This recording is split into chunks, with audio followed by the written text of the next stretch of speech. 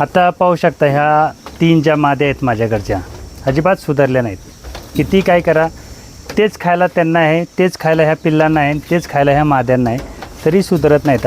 कारण काय होतं ह्या ज्या लहानपणी ज्या माद्यांचं जे काय झालं होतं जे लहानपणामध्ये तीसुद्धा मादी तशीच आहे, तीही सुधारत नाही. किती खायला घाला किती काय करा तर काय होतं की हे जेव्हा लहानपणी म्हणजे त्या लहान असताना ज्या आपल्या चुका होत्यात किंवा जे आपल्याकडनं चुकतं त्याचे हे परिणाम असतात. कारण एक तर ती काय होतं जेव्हा डिलेवरी होती तेव्हा लवकर रिकवर होता येत नाही आणि आपण म्हणू की खुराक घालू, पण खुराक घातलं तरी तेवढ्या पद्धतीनं ती होत नाही. मग त्याच्यानुसार ह्या माद्या राहतात आणि मग आपलं हे मेंढीपालनाचं जे काय गणित राहतं ते तसंच आहे. आता त्या माद्यांना काही वेगळं खायला नाही किंवा ह्या माद्यांना वेगळं खायला नाही, तर ह्यांनाही तेच आहे आणि त्यांनासुद्धा तेच आहे. तरीसुद्धा त्यातली एक मादी जी जुनी आहे ती तशीच आहे, ती काय बदलत नाही, तिचं काय म्हणजे चेंज होत नाही. आणि बाकीच्या ज्या माद्या येतात ज्या लेट लागवड केलेल्या आहेत त्या चांगल्या येतात. इकडे बघू शकता इकडची पिल्लंसुद्धा चांगल्या प्रकारचे येतं. फक्त ह्या 3 ज्या जुन्या माद्या आहेत आपल्या म्हणजे त्यांना आपल्याकडेच ऑप्शन नाही, अशा पद्धतीतनं ते विषय आहे त्यांचा. आणि आपण म्हणतो की जखम तर प्रत्येकालाच असते म्हणजे आयुष्यात ही प्रत्येकाच्या मनावरती जखम असते. आपण काय करतो सर्वांना सांगण्याचा प्रयत्न करतो, पण काय आहे इथं तुमच्या वेदनांना कोणाच थारा नाही, तर इथं तुमचा तमाशा कसा होईल आयुष्याचा हे बघण्यात सर्वांना मजा असते. तसं हे मेंढीपालन आहे. तुम्हाला किती त्रास होतो आहे किंवा काय करताय ह्याचं तुम्ही लोकांना सांगून त्यांना गांभीर्य नसतं. त्यांना तुमचा मेंढीपालनाचं गांभीर्याचं काही घेणं देणं नसतं. त्याच्यापेक्षा काय करायचं की ह्या काय गोष्टी होतात ह्याचं गांभीर्य तुम्ही घ्या. आता ह्याच्यामध्ये सुद्धा मेंढीपालनामध्ये खूप साऱ्या गोष्टी असतात. खूप सारे लोक नाराज आहेत, खूप सारे लोक खुश आहेत. ज्यांना मिळतं आहे त्यांना खुश आहेत, ज्यांना मिळत नाही ते नाराज आहेत, त्यांच्या मनाला वाईट वाटते. बरोबर आहे, पण व्यवसायाचा काहीतरी रूल असतो, नियम असतो, त्याच्यानुसार करायचं असतं. एकतर हे सर्व संघटित करायला कोणाची इच्छा नव्हती, पण ते मी करत आहे. तर त्याच्यातनं काही लोकांना त्रास होत असेल तर काय पर्याय नसतो. 1-2 त्रास होईल, पण 100-200 लोकांना चांगलं वाटेल तर त्याप्रमाणे करायचं असतं. आणि त्या पद्धतीतनंच हे मेंढीपालन आहे. मेंढीपालनात काय नवीन मी करत नाही किंवा काय करत नाही. आणि जर आता एकामध्ये दादाने सांगितलं होतं मला त्या ओल्या चाऱ्याबद्दल की म्हणजे ओला चारा घालून 100% करता येते का, तर ओला चारा घालताना काय करायला लागते त्याला 2 ते 3 दिवस उभा करून ठेवायचा. जसा मुरघास करताना आपण काय करतो आज मका कापली की 2 दिवस तरी ठेवतो आणि तो मुरघास केल्यानंतर मुरघास एवढा क्वालिटीचा होतो की एकदम भारी होतो. तसाच जर नेपियरचं किंवा तुम्हाला कुठलं गवात घालायचं असेल हिरवं नेपियरसुद्धा 5 ते 10% चालू शकतं. त्याच्याप्रमाणे करू शकता तुम्ही. संपूर्णच नेपियर तर अजिबात घालू नका. 5 ते 10% ठीक आहे. तुमच्या भागामध्ये जसं मी योगेश दादाचं बघितलं ते नेपियरच घालतात, पण 5% त्यांच्याकडे नेपियर आहे, त्याच्यावरती नेपियर नाही. तर तुम्हाला जर हिरवा चारा वगैरे काय घालायचा असेल तर आज कापायचा आणि 2 दिवस ठेवायचा, त्याच्यानुसार घाला. किंवा मग तुम्ही मुरघासामध्ये कन्वर्ट करा डायरेक्टच. 1 एकर मका आहे ना तर 1 एकर मुरघासच करून ठेवा. हा मार्वेल किंवा मग मेथीगासारखे हे काय जे काही गोष्टी येतात, मेथीगा सुकवून पण घालता येतो. मार्वेलचा काही एवढा अभ्यास नाही, तर मार्वेलचं जी काय असेल गोष्ट ती तुम्ही करू शकता. फक्त घालताना जी काय प्रक्रिया आहे पाण्याचं कंटेंट कमी झाल्याशिवाय हे मेंढीपालनामध्ये तुम्ही डायरेक्ट घालून चालतच नाही. ठीक आहे, एखाद बॅच सक्सेस होईल, पण जेव्हा नंतर ज्या ओल्या चाऱ्यानं जो प्रॉब्लेम होतो त्याच्यानंतर तुम्हाला रिकवर करायला तुम्हाला खूप सारा वेळ जातो. कारण ओल्या चाऱ्याचाच प्रॉब्लेम जास्त होतो. त्याच्यापेक्षा ड्राय मॅटरमध्ये चाला. याचं सुक्कं जरी घातलं 10-20% जर ओला असेल तर ठीक आहे, नाही तर 100% सुकं घाला तरी काय नाही. सुकं घालताना थोडंसं भिजवायचं म्हणजे गुळाचं पाणी, खपरी पेंडीचं पाणी, ह्या सर्व गोष्टी कंटेन करायच्या मेंटेन त्याच्यात आणि त्या घाला, काही प्रॉब्लेम येत नाही. तशा पद्धतीनं केलं तरी चालतं. मग असं हे मेंढीपालनाचं नियोजन करा.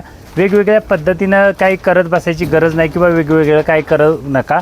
फक्त जो काय तुमच्याकडे अवेलेबल आहे म्हणजे तुमच्या भागात जे काय उपलब्ध आहे, तुमच्या भागात जे काही येतं आहे त्या गोष्टीनुसार करा. आता काही लोकांना वाटतं की मी हे करेन, मी त्या भागात असतो तर ते करेन. आता आम्हालासुद्धा वाटतं ना की आम्ही जर खालच्या भागात असतो तर बागायत क्षेत्राप्रमाणे आम्ही हे सर्व केलं असतं. पण काय आहे आम्हाला माहिती आहे ना आमच्या भागामध्ये जो काय होतो आहे किंवा जे काही येतं आहे करता ते आपल्याला त्याप्रमाणेच करावं लागतं. त्याच्या पलीकडे काय नसतं. आणि जे येत नाही ते करण्याच्या मागे लागू नका, कारण त्याला खूप साऱ्या तामझाम करावा लागतो, खूप साऱ्या गोष्टींचा अभ्यास करावा लागतो, त्याच्यानुसार ते करावं लागतं. आणि जे येतं आहे त्याच्यामध्ये हे कसं कन्वर्ट करता येईल, कसं डेव्हलप करता येईल ह्या गोष्टीचा तुम्ही अभ्यास करा.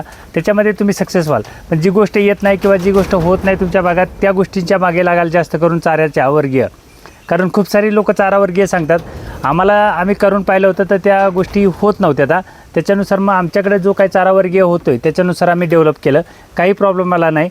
ज्या काही जुन्यामध्ये आहेत त्यांचा थोडासा प्रॉब्लेम आहे, त्याला पर्याय नाही. आणि ह्यावेळी जे काही प्रॉब्लेम होता, म्हणजे आत्ता माझ्याकडे जर मक्का माझं ॲक्सिडेंट मॅटर झालं नसतं तर आत्ता माझ्याकडे कमीत कमी 9-10 टन मुरघासाची मक्का असते. पण ह्या सगळ्या गोष्टी आयुष्यात असतात, होतात, त्या झाल्यात आहे म्हणून त्यांचा विचार करत बसण्यापेक्षा नवीन काय गोष्टी करता येतील ह्या गोष्टींचा विचार करत बसणे कधी पण चांगलं असतं. आता ह्यांना हिरवा चाऱ्याची एकदम म्हणजे नाहीच्या बरोबरच आहे.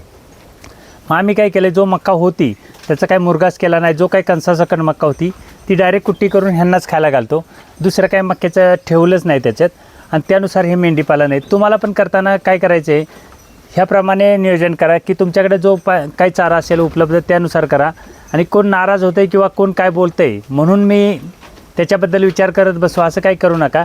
व्यवसायात तडजोड करावी लागते. व्यवसायात सर्व गोष्टी आपल्याला माहिती असतात, आपण काय करणार असतो. पण समोरच्याला काय असतं की मला मिळावं ही त्याची अपेक्षा असते. पण तुम्ही त्याच्या अपेक्षापेक्षा तुमचा व्यवसायात काय फायदा होईल किंवा तुमचा व्यवसाय कसा गुणाकाराच्या पटीनं जाईल हे बघा. अपेक्षा, विश्वास ह्या सगळ्या गोष्टी तेवढ्या पुरतेच आहेत.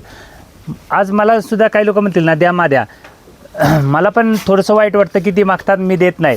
पण एकदा दिल्यानंतर त्यांचं ना आपलं रिलेशन म्हणजे तेवढ्यापुरतं राहतं, त्यांना ओके वाटतं. पण आपल्याला जो पुढचं प्लॅनिंग असतं हे कुठंतरी डगमळतं.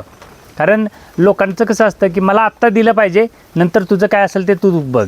पण कसं असतं, काही एखादा प्लॅनिंग असेल एखाद्याचं, म्हणजे काहीतरी मोठं नियोजन असेल किंवा कुठलं छोटं जरी नियोजन असेल तरी त्या नियोजनाप्रमाणे चालावं लागतं त्यांना.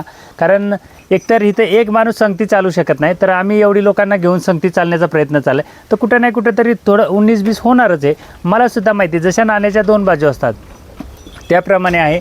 तर त्याप्रमाणे चाला. काही लोकांना वाटतं की माझा मागचा काळ कसा होता, तर माझा मागचा काळ विचारूच नका. माझा मागचा काळ जो काय होता एकदम चांगल्या तालमीतनं मी आलेलो आहे.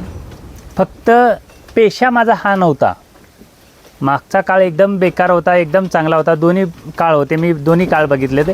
फक्त माझा पेशा हा मेंढीपालनाचा नव्हता. त्यामुळं मी ह्या मेंढीपालनामध्ये आहे आणि एकदम सरळ मार्गी करण्याचा प्रयत्न चालला आहे. कधी कधी चुकत असेल मलाही माहिती आहे, पण त्याला पर्याय नाही. कारण आपण काही पेशाधारी किंवा ह्याच्यामधला हे म्हणजे एकदम परफेक्ट नियोजनवाला तेही सांगू शकत नाही ना मी तुम्हाला. पण ते कशा पद्धतीनं जगवता येतं किंवा कशा पद्धतीनं करता येतं हे मात्र मी सांगू शकतो. कारण मला त्याचा अनुभव आला म्हणून मी सांगू शकतो. आणि आता खूप सारे लोक ट्रेनिंग घेतात, मी घेत नाही. किंवा काही लोक जातात, काही बरं ज्यांनी ट्रेनिंग घेतले ती पण सांगतात तुम्हाला 3 दिवसात सगळं काही शिकता येणार नाही. जे ट्रेनिंग देतात ते पण सांगतायत की तुम्हाला 3 दिवसात सगळं शिकता येणार नाही. मग नक्की कशाचं ट्रेनिंग घ्यायचं, तर तुमच्या अनुभवाचं ट्रेनिंग घ्या. माझं शिक्षण नाही, मी नेहमी सांगत असतो. कारण माझं शिक्षण नाही, शिक्षण म्हणजे कागदाचा पेपर आहे हो. जेव्हा लागेल तेव्हा ठीक आहे, पण तुमचा जो अनुभव आहे किंवा प्रॅक्टिकल जे आहे तुमचं ते मात्र सर्वात मोठा गुरु आहे तुमचा. तर तुम्हाला किती अनुभव येतो आणि किती नियोजन करताय ह्याच्यावरती तुमचं मेंढीपालन आहे. तुम्ही डिग्री, प्रशिक्षण ह्या सगळ्या गोष्टी तुमच्या काय ह्या मेंढ्यांना काय समजत नसते का, आणि त्यानुसार मेंढीपालन पण होत नसतं. जर करायचं असेल तर वेगळ्या पद्धतीनं थोडंसं करा आणि त्याला नियोजनबद्धता चांगली ठेवा. चाऱ्याचं जर काही गणित बिघडलं, मी तर नेहमी सांगत असतो, चाऱ्याचं गणित बिघडलं की सगळंच गणित बिघडतं. ह्याच्यात तोटा होतो आहे.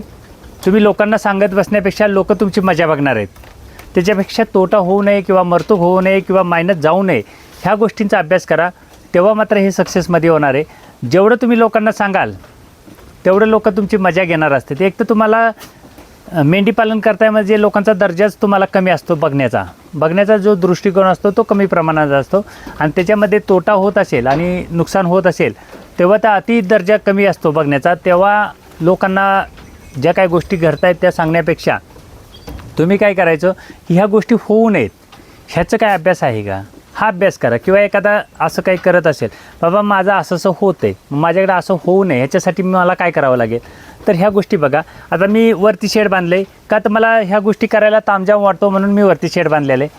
मला भविष्यात असल्या गोष्टी करायला नको किंवा खालचा जो प्रॉब्लेम आहे तो नको म्हणून मी वरती केलं आहे. आता खूप सारे लोक शेड बनवत आहेत, काही हरकत नाही, मला काय फरक नाही त्यांचा किंवा त्यांनाही माझा काही विषय नाही.